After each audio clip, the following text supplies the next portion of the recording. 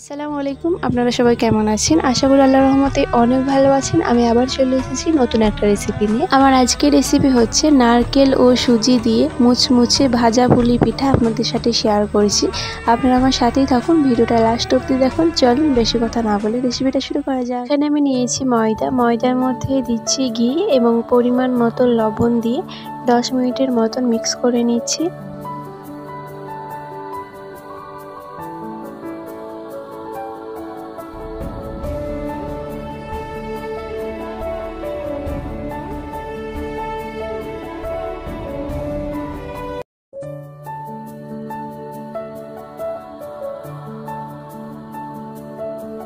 10 minute পর চলে এসেছি এবং এই ময়দার মধ্যে অল্প অল্প করে পানি দিয়ে ময়দাটাকে সেনে নিচ্ছি।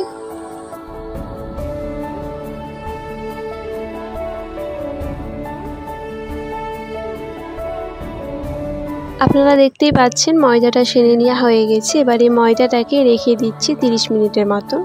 চলে এসেছি কিচেনে, চুলায় বসিয়ে দিয়েছি কড়াইয়ের মধ্যে দিয়েছি ঘি। এটা একটু গরম হয়ে গেছে, এর মধ্যে দিচ্ছি কাজু বাদাম এবং কাঠবাদাম এবং কাজু বাদামটা দেওয়ার পর একটু ভেজে নিচ্ছি।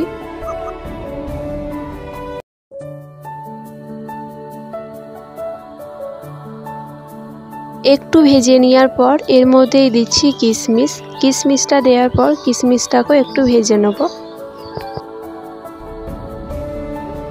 কাজু বাদাম, কাঠবাদাম এবং কিশমিশটা ভেজে নেওয়া হয়ে গেছে, এগুলো তুলে নিচ্ছি। উপকরণগুলো তুলে নেওয়ার পর ওই কড়াইয়ের মধ্যেই দিচ্ছি ঘিটা দেওয়ার পর এই কড়াইয়ের মধ্যেই দিচ্ছি সুজিটা দেওয়ার পর হালকা লাল করে সুজিটা ভেজে নিচ্ছি। এদিকে হালকা লাল করে ভেজে নিয়েছি, এর মধ্যেই দিচ্ছি পরিমাণ মতন চিনিটা দেওয়ার পর এর মধ্যেই দিচ্ছি দুধটা দেওয়ার পর একটু নাড়াচাড়া করে নিচ্ছি।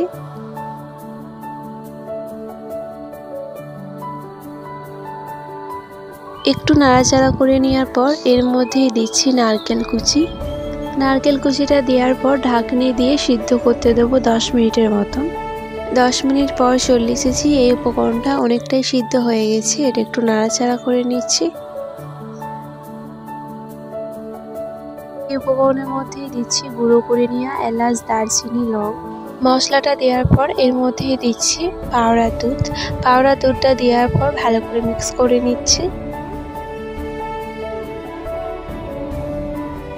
একটু মিক্স করে নেওয়ার পর এর মধ্যেই দিচ্ছি ভেজে নেওয়া কাজু বাদাম, কাঠবাদাম, কিশমিশ। এই উপকরণটা দেওয়ার পর এটাকে নাড়তেই থাকতে হবে যতক্ষণ না এই উপকরণটা ভাজা ভাজা না হয়ে যাচ্ছে। এদিকে আপনারা দেখতেই পাচ্ছেন ভাজা হয়ে গেছে, এটাকে চুলাই থেকে নামিয়ে নিচ্ছি। 30 মিনিট পর ময়দাটাকে নিয়ে চলে এসেছি, এই ময়দাটাকে একটু সেনে নিচ্ছি। একটু সেনে নেওয়ার পর এর মধ্যে অল্প মতন ময়দা নিয়ে নিচ্ছি। ময়দাটাকে হাতের মধ্যে নেওয়ার পর এভাবে গোল করে নিচ্ছি। গোল করে নেওয়ার পর এই ময়দাটাকে পিঠের ওপরে দিয়ে বেলে নিচ্ছি। এদিকে আপনারা দেখতেই পাচ্ছেন গোল করে বেলে নিয়েছি। এদিকে আমি নিয়েছি পিঠা করা মেশিন, এই মেশিনের ওপরে বেলে নেওয়া রুটিটাকে দিয়ে দিচ্ছি। এই রুটির মধ্যে সুজি এবং নারকেলের পুরটাকে দিয়ে দিচ্ছি। এবার এই মেশিনটাকে এভাবে করে একটু চাপ দিয়ে দিচ্ছি। এদিকে আপনারা দেখতেই পাচ্ছেন পিঠাটা কত সুন্দরভাবে হয়ে গেছে। আপনারা চাইলে হাতে করেও এই পিঠাটা বানিয়ে নিতে পারেন। এদিকে আপনারা দেখতেই পাচ্ছেন পিঠাগুলো বানিয়ে নেওয়া হয়ে গেছে। এখানে নিয়েছি কড়াইয়ের মধ্যে তেল দিয়েছি, এই তেলের মধ্যে পিঠাগুলো দিয়ে দিচ্ছি। পিঠাগুলো দেওয়া হয়ে গেছে, এবার হালকা চুলার আছে এই পিঠাগুলোকে ভেজে নেব।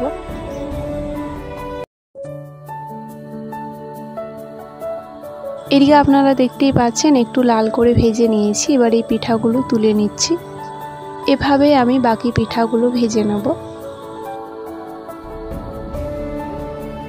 নারকেল ও সুজি দিয়ে ভাজা পুলি পিঠাটা আপনাদেরকে কেমন লেগেছে প্লিজ কমেন্টে জানাবেন। রেসিপিটা ভালো লেগে থাকলে লাইক, কমেন্ট, শেয়ার করে দেবেন। আল্লাহ হাফেজ।